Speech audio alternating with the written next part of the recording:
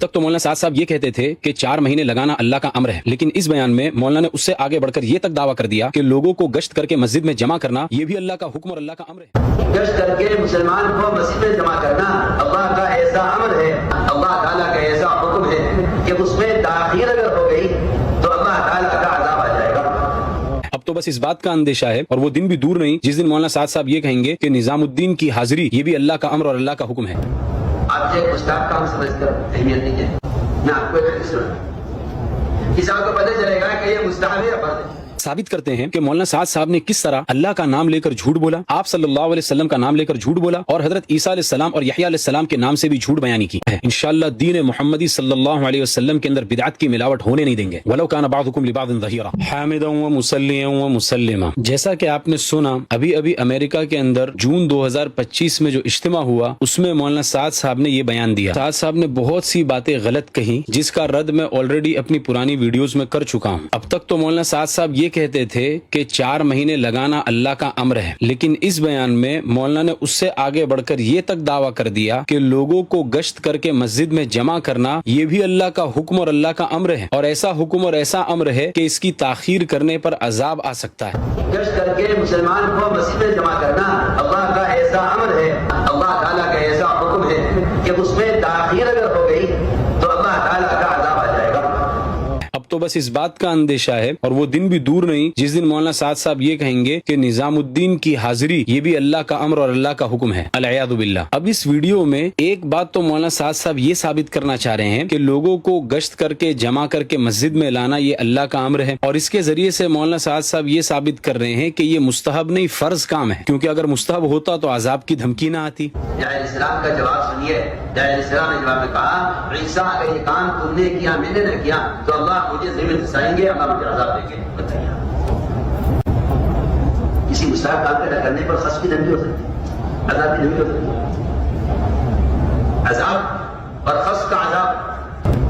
آپ ایک مستحب کام سمجھ کر اہمیت نہیں ہے، جبکہ یہ بات قرآن حدیث سے بالکل بھی ثابت نہیں ہے۔ اس ویڈیو کے اندر میں آپ کو یہ دکھاؤں گا اور مکمل دلائل اور پروفز کے ساتھ دکھاؤں گا کہ کس طرح مولانا سعد صاحب اپنی بدعت کو ثابت کرنے کے لیے حدیث میں چپکے سے جھوٹ ملاتے ہیں۔ دیکھو ایک بات پہلے سمجھنا بہت امپورٹنٹ ہے کہ مولانا سعد صاحب جو حدیث بیان کر رہے ہیں اس حدیث سے کیا ثابت کرنا چاہتے ہیں اور کس مسئلے پر استدلال کر رہے ہیں۔ جب آپ یہ بات سمجھیں گے تب آپ کو سمجھ میں آئے گا کہ مولانا سعد صاحب نے کس طرح جھوٹ حدیث میں ملایا ہے۔ تو پہلے یہ سمجھیے کہ مولانا سعد صاحب اس حدیث سے کیا ثابت کرنا چاہ رہے ہیں۔ مولانا سعد صاحب اس حدیث سے اپنے 2 دعووں پر استدلال کرنا چاہ رہے ہیں۔ دعویٰ نمبر 1 کہ اللہ تعالیٰ نے یحییٰ علیہ السلام کو حکم دیا کہ لوگوں کو مسجد میں جمع کریں۔ اللہ نے حکم دیا علیہ السلام کو، خود یہاں سے نبوی روایت ہے، یحییٰ بنی اسرائیل کو مسجد میں جمع کرو، اور مسجد میں جمع کر کے آپ انہیں مسجد میں یہ 5 باتیں سکھلائیں۔ اور پھر وہ پورا واقعہ ہے کہ یحییٰ علیہ السلام سے تاخیر ہوئی تو عیسیٰ علیہ السلام نے ان کو یاد دلا تو یحییٰ علیہ السلام نے کہا کہ اگر اس کام کو آپ مجھ سے پہلے کر لیں گے تو مجھے اس کا ڈر ہے کہ کہیں اللہ کا عذاب نہ آ جائے۔ اور دوسرا دعویٰ مولانا سعد صاحب کا یہ ہے کہ یہ لوگوں کو جمع کر کے مسجد میں لانا یعنی گشت کر کے مسجد میں لانا یہ کوئی مستحب نہیں فرض ہے، اسی لیے عذاب کی دھمکی دی جا رہی ہے۔ مستحب چیز کے چھوڑنے پر عذاب کی دھمکی تھوڑی ہوتی ہے۔ کسی مستحب کام کے نہ کرنے پر خصم کی دھمکی ہو سکتی ہے، عذاب کی دھمکی ہو سکتی ہے۔ عذاب اور خصم کا عذاب یہ 2 دعوے مولانا سعد صاحب کے ہیں۔ پہلے تو ہم مولانا سعد صاحب سے یہ کہیں گے کہ مولانا سعد صاحب خوش فہمی کے اندر ہیں کہ ہم یہ سمجھتے ہیں اور علماء یہ کہتے ہیں کہ یہ کام مستحب ہے، تو آپ اس خوش فہمی میں ہرگز نہ رہیں۔ علماء اس کو مستحب نہیں کہتے بلکہ یہ کام زیادہ سے زیادہ مباح ہے۔ آپ کی جاری کردہ مخصوص طریقے کے ذریعے سے لوگوں کو دعوت دینا اور لوگوں کو مسجد میں لانا اور گشت کرنا یہ صرف اور صرف مباح ہے، مستحب بھی نہیں ہے۔ اور مباح کا مطلب ہوتا ہے کہ اس مخصوص طریقہ کار کو اپنانے کے اوپر کوئی ثواب نہیں ملے گا اور اس کو چھوڑنے کے اوپر کوئی گناہ نہیں ہوگا۔ ہاں اس طریقے کو اپنانے کے بعد پھر جب آپ لوگوں کو دین کی دعوت دیں گے چاہے وہ اس طریقے سے دے یا کسی اور طریقے سے دے تو اس میں آپ کو ضرور ثواب ملے گا، لیکن اس مخصوص طریقہ کار کے اندر جو تبلیغی جماعت کے اندر رائج ہے اس پر کوئی ثواب نہیں، یہ زیادہ سے زیادہ مباح ہے۔ اب آئیے چلتے ہیں اور ثابت کرتے ہیں کہ مولانا سعد صاحب نے کس طرح اللہ کا نام لے کر جھوٹ بولا، آپ صلی اللہ علیہ وسلم کا نام لے کر جھوٹ بولا اور حضرت عیسیٰ علیہ السلام اور یحییٰ علیہ السلام کے نام سے بھی جھوٹ بیانی کی۔ اور یہ میں ہوائی بات نہیں کروں گا، سارے پروفز آپ کی سکرین کے اوپر ہائی لائٹ کر کے دکھاؤں گا۔ پہلے مولانا سعد صاحب کی زبانی پوری حدیث آپ سن لیجئے۔ نہ کوئی حدیث سنا تو اللہ کرے اس حدیث سے ہر مسلمان کو یہ بات معلوم ہو جائے گشت کر کے مسلمان کو مسجد میں جمع کرنا اللہ کا ایسا امر ہے، اللہ تعالیٰ کا ایسا حکم ہے کہ اس میں تاخیر اگر ہو گئی تو اللہ تعالیٰ کا عذاب آ جائے گا۔ اللہ نے حکم دیا علیہ السلام کو، خود یہاں سے نبوی روایت ہے، یحییٰ بنی اسرائیل کو مسجد میں جمع کرو، اور مسجد میں جمع کر کے آپ انہیں مسجد میں یہ 5 باتیں سکھلائیں۔ آپ جمع کریں مسجد میں نے کہا پمفلیٹ چھاپ کے تقسیم کرا دو یا کتابیں چھاپ کر تقسیم کرا دو، نہیں، فرمایا انہیں مسجد میں جمع کرو اور مسجد میں جمع کر کے 5 باتیں انہیں سکھلاؤ۔ اللہ کہتا ہے کہ وہ شریک نہ کریں، یہ ایمان کا رکھتا، نماز قائم کریں، زکوٰۃ ادا کریں، رمضان کی روزہ رکھیں اور اللہ کا ذکر کریں۔ یہ 5 باتیں یحییٰ علیہ السلام کو اللہ نے حکم دیا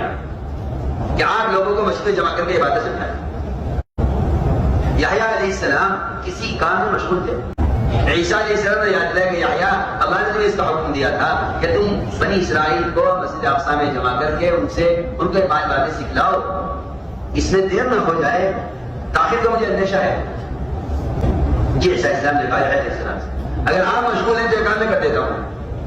یحییٰ علیہ السلام کا جواب سنیے۔ یحییٰ علیہ السلام نے جواب میں کہا، عیسیٰ اگر یہ کام تم نے کیا میں نے نہ کیا تو اللہ مجھے ذمہ دسائیں گے، اللہ مجھے عذاب دیں گے۔ اس میں مولانا سعد صاحب یہ کہہ رہے ہیں کہ اللہ تعالیٰ نے یحییٰ علیہ السلام کو حکم دیا کہ لوگوں کو مسجد میں جمع کریں اور مسجد میں جمع کر کے ان کو یہ 5 باتیں سکھلائیں۔ اب آئیے حدیث دیکھیے۔ اس روایت کو شیخ الاسلام ابو بکر محمد بن اسحاق ابن خزیمہ نیشاپوری رحمۃ اللہ علیہ، جن کی وفات 311 ہجری میں ہوئی، انہوں نے اپنی مشہور کتاب صحیح ابن خزیمہ میں اس کو نقل کیا ہے۔ صحابی کا نام ہے حارث اشعری رضی اللہ تعالیٰ عنہ، جن کی کنیت ابو مالک ہے۔ اس وجہ سے بعض چینز آف ٹرانسمیشن کے اندر آپ کو ابو مالک نام دکھے گا اور کہیں پر آپ کو حارث اشعری نام دکھے گا، یہ دونوں ایک ہی صحابی ہیں۔ ابھی آپ سکرین پر دیکھیے، میں نے یلو کلر سے اس کو ہائی لائٹ کیا ہے۔ اس میں حضرت ابو مالک اشعری رضی اللہ عنہ فرما رہے ہیں کہ آپ صلی اللہ علیہ وسلم نے ارشاد فرمایا کہ اللہ تعالیٰ نے حضرت یحییٰ علیہ السلام کو 5 باتوں کا حکم کیا کہ وہ خود بھی اس پر عمل کریں اور بنی اسرائیل کو بھی حکم دیں کہ وہ بھی اس پر عمل کریں۔ یہ جو یلو مارکر سے میں نے ہائی لائٹ کیا ہے، ویڈیو پوز کر کے دیکھیے اور کسی عالم کو دکھا کر آپ خود پوچھ لیجئے کہ میں آپ کو دھوکہ تو نہیں دے رہا، میں آپ کو غلط ترجمہ تو نہیں بتا رہا۔ اس حدیث میں یہ ہے ہی نہیں کہ اللہ تعالیٰ نے حضرت یحییٰ علیہ السلام کو یہ حکم دیا کہ آپ لوگوں کو مسجد میں جمع کریں۔ یہ کتنا بڑا اور کتنا صاف جھوٹ ہے۔ ہاں، حدیث کے آخر میں یہ بات ہے کہ یحییٰ علیہ السلام نے لوگوں کو بیت المقدس کے اندر جمع کیا، لیکن اللہ تعالیٰ نے حضرت یحییٰ علیہ السلام کو یہ حکم ہرگز نہیں دیا کہ آپ لوگوں کو مسجد ہی میں جمع کریں۔ یعنی اگر یحییٰ علیہ السلام فردن جا کر بنی اسرائیل کو یہ اللہ تعالیٰ کا حکم سنا دیتے تو بھی اللہ تعالیٰ کی طرف سے ان پر جو ذمہ داری تھی وہ ادا ہو جاتی، لیکن چونکہ ہر ایک کے پاس فردن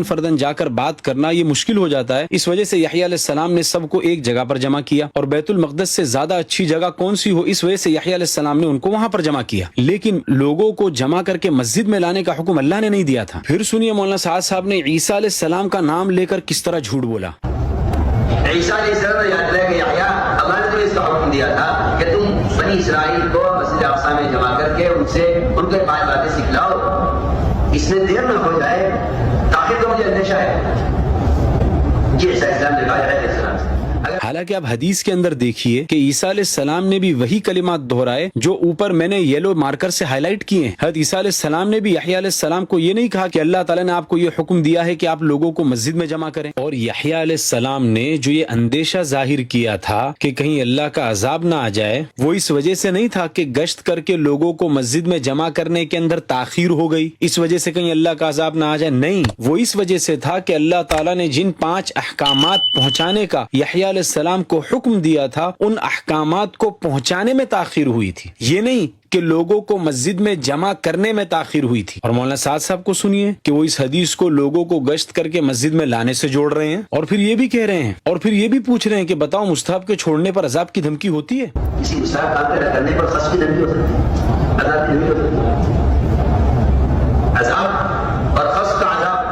یہ ہوئی ایک کتاب۔ میں فقط ایک کتاب پر اکتفا نہیں کروں گا، ورنہ مولانا سعد صاحب کا دفاع کرنے والے کہیں گے کہ ایک کتاب دکھا دی، باقی کتابیں چھپا دی۔ میں کم سے کم 20 کتابوں سے آپ کو دکھاؤں گا اور یہ ثابت کروں گا کہ کسی بھی کتاب کے اندر مسجد کا ذکر ہی نہیں ہے کہ اللہ تعالیٰ نے یہ حکم دیا ہو کہ آپ لوگوں کو مسجد میں لا کر جمع کریں۔ یہ دیکھیے دوسری کتاب، امام احمد بن محمد بن حنبل شیبانی، جن کی وفات 241 ہجری میں ہوئی، انہوں نے بھی اپنی مسند کے اندر اس روایت کو نقل کیا ہے۔ یہاں پر بھی دیکھیے اللہ نے جو حکم دیا ہے یحییٰ علیہ السلام کو، اس میں مسجد میں جمع جمع کرنے کا کوئی ذکر نہیں ہے۔ تیسری کتاب امام محمد بن حبان البستی رحمۃ اللہ علیہ، جن کی وفات 354 ہجری میں ہوئی، انہوں نے اپنی کتاب صحیح ابن حبان کے اندر بھی اس روایت کو نقل کیا ہے، یہاں پر بھی مسجد کا کوئی ذکر نہیں ہے۔ چوتھی کتاب امام ابو عیسیٰ ترمذی، جن کی وفات 279 ہجری میں ہوئی، انہوں نے بھی اپنی سنن کے اندر اس روایت کو نقل کیا ہے، یہاں پر بھی مسجد کا کوئی ذکر نہیں ہے۔ پانچویں کتاب امام حاکم نیشاپوری رحمۃ اللہ علیہ، جن کی وفات 405 ہجری میں ہوئی، انہوں نے اپنی مستدرک کے اندر المستدرک علی الصحیحین کے اندر اس روایت کو نقل کیا ہے، اور یہاں پر بھی ایسا کچھ نہیں ہے کہ اللہ تعالیٰ نے یحییٰ علیہ السلام کو یہ حکم دیا کہ آپ لوگوں کو مسجد میں جمع کریں۔ چھٹی کتاب المستخرج علی المستدرک امام زین الدین عراقی، جن کی وفات 806 ہجری میں ہوئی، انہوں نے مستدرک علی الصحیحین کے اوپر استخراج کیا ہے، انہوں نے بھی اس روایت کو نقل کیا ہے، لیکن یہاں بھی مسجد کا کوئی ذکر نہیں ہے۔ ساتویں کتاب اطراف المسند المعتلی باطراف المسند الحنبلی، یہ حافظ ابن حجر اسقلانی رحمۃ اللہ علیہ کی کتاب ہے، جن کی وفات 852 ہجری میں ہوئی، اس کتاب میں جو روایت ہے اس میں بھی مسجد کا ذکر نہیں ہے۔ آٹھویں کتاب تعظیم قدر الصلاح امام محمد بن نصر المروزی کی، جن کی وفات 294 ہجری میں ہوئی، انہوں نے بھی اپنی کتاب کے اندر اس روایت کو نقل کیا ہے، لیکن اس روایت میں بھی یہ ذکر نہیں ہے کہ اللہ تعالیٰ نے یحییٰ علیہ السلام کو یہ حکم دیا ہو کہ لوگوں کو مسجد ہی میں جمع کریں۔ نویں کتاب ہے معجم الصحابہ للامام عبد الباقی ابن القانع، ان کی وفات 351 ہجری میں ہوئی، اور انہوں نے جو روایت نقل کی ہے اس میں بھی یہ ذکر نہیں ہے۔ 10ویں کتاب جامع الاحادیث، جس کو امام جلال الدین سیوطی نے جمع کیا ہے، جن کی وفات 911 ہجری میں ہوئی، ان کی کتاب میں جو روایت ہے اس میں بھی ایسا کچھ نہیں ہے۔ 11ویں کتاب ہے التمہید علامہ ابن عبد البر رحمۃ اللہ علیہ، جن کی وفات 463 ہجری میں ہوئی، انہوں نے جو روایت نقل کی ہے یہاں پر بھی ایسا کچھ نہیں ہے کہ اللہ تعالیٰ نے یحییٰ علیہ السلام کو یہ حکم دیا کہ آپ لوگوں کو مسجد میں جمع کریں۔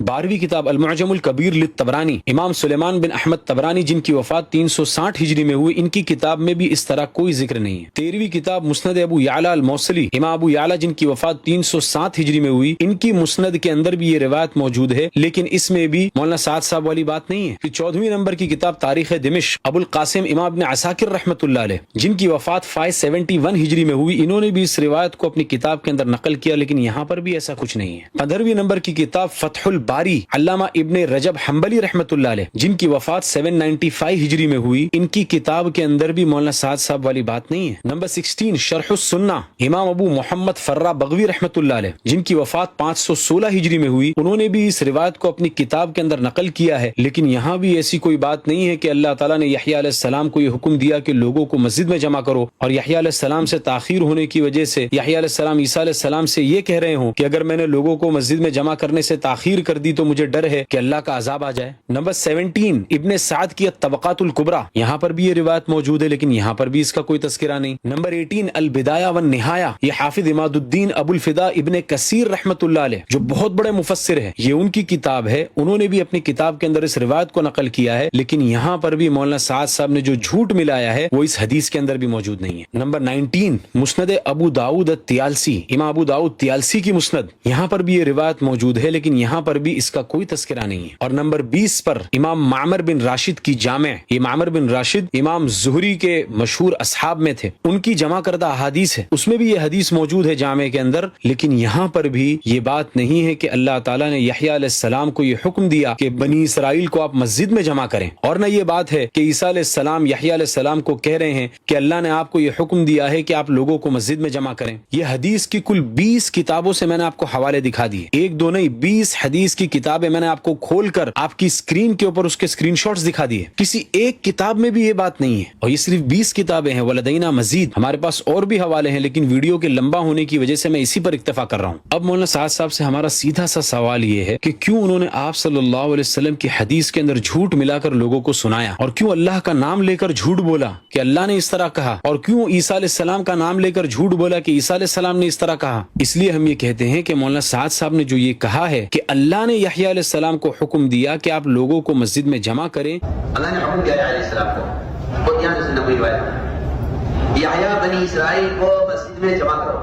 یہ مولانا سعد صاحب نے اللہ کے نام پر جھوٹ بولا ہے۔ اللہ نے ہرگز یہ حکم نہیں دیا یحییٰ علیہ السلام کو کہ آپ بنی اسرائیل کو مسجد میں جمع کریں۔ پھر آپ صلی اللہ علیہ وسلم کی حدیث میں جھوٹ بولنے کا گناہ کتنا خطرناک ہے۔ حضرت عیسیٰ علیہ السلام کا نام لے کر بھی جھوٹ بولا، تو مولانا سعد صاحب نے اللہ کا نام لے کر اور تین نبیوں کا نام لے کر جھوٹ بولا، جس میں خود سید الانبیاء حضرت محمد صلی اللہ علیہ وسلم بھی تھے۔ لیکن میں یہ چاہتا ہوں کہ آپ اس جھوٹ پر اٹک نہ جائیں، بلکہ اس سے آگے بڑھ کر میں آپ کو اس طرف متوجہ کرنا چاہتا ہوں ہوں کہ مولانا نے یہ جھوٹ کیوں بولا اور وہ وجہ کیا ہے جس کی وجہ سے مولانا سعد صاحب نے اللہ تعالیٰ اور 3 نبیوں کا نام لے کر جھوٹ بولا. دا ریزن بیہائنڈ دیٹ مانسٹرس لائی، اور وہ وجہ یہ ہے کہ مولانا سعد صاحب اپنے جاری کیے ہوئے ایک مخصوص طریقے کو، ایک خاص ترتیب کو، مولانا الیاس صاحب رحمت اللہ علیہ کی ایک مخصوص جو ترتیب رائج ہے، اس کو مولانا سعد صاحب دین محمدی بنا دینا چاہتے ہیں. اپنی محدث اور نئی ایجاد کی ہوئی ترتیب کو دین اسلام کے ساتھ ملا دینا چاہتے ہیں، دین اسلام کا حصہ بنا دینا چاہتے ہیں. اسی کو تو بدعت کہتے ہیں. اور بدعت کیا ہوتی ہے؟ لیکن اللہ کی قسم، جب تک علماء دیوبند زندہ ہیں تب تک آپ اپنی ان بدعتوں کے اندر ہرگز کامیاب نہیں ہو سکتے. ایک ایک جھوٹ کو ہم کھول کر بیان کریں گے انشاءاللہ. آپ لگاتے رہیے ہم پر الزام کہ ہم حسد کر رہے ہیں اور ہم پیسہ کمانے کے لیے ویڈیو بنا رہے ہیں. جتنے الزام لگانا ہو لگا دیجئے، جتنی گالیاں دینا ہو دے دیجئے، جتنی ملامت کرنا ہو کیجئے، لیکن جب تک ہم زندہ ہیں انشاءاللہ دین محمدی صلی اللہ علیہ وسلم کے اندر بدعت کی ملاوٹ ہونے نہیں دیں گے. وَلَوْ كَانَ بَعْضُكُمْ لِبَعْضٍ ظَهِيرًا. پھر اس کے اوپر آپ یہ کہتے ہیں کہ میں آپ سے خفا ہوں، آپ میری بات کیوں نہیں سمجھتے ہو؟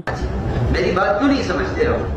آپ حدیث کے اندر جھوٹ بول رہے ہیں. اپنی بدعت ثابت کرنے کے لیے حدیث کے اندر جان بوجھ کر جھوٹ ملا کر لوگوں کو سنا رہے ہیں. کیسے ہم آپ کی بات کو مان لیں اور کس طرح ہم آپ کی بات کو سمجھ لیں؟ ذالک ذکریٰ للذاکرین، یہ نصیحت. علماء دیوبند زندہ باد، علماء دیوبند زندہ باد، علماء دیوبند زندہ باد، علماء دیوبند زندہ باد.